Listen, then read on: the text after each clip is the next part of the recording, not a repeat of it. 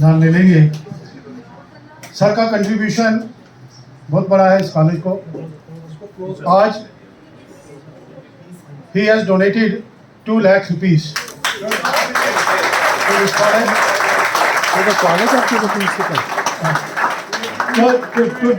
To do this with due permission. अगर college ने इतना मुझे इज्जत दी है तो मेरा भी कुछ फर्ज बनता है। बहुत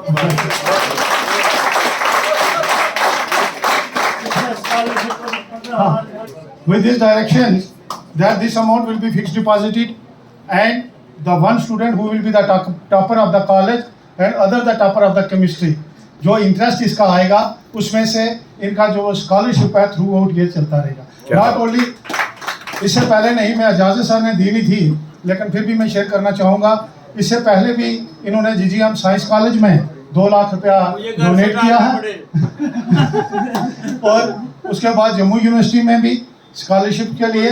और पिछले दिनों जब मैं इनसे मिला, he has shared with me I have kept at rupees 15 lakhs। ये जो स्कॉलरशिप है ये बच्चों का जो रिजल्ट करते हैं, जो टॉपर्स हैं उनके लिए। I am extremely thankful to you sir. I am extremely thankful to you, sir. I have shown it.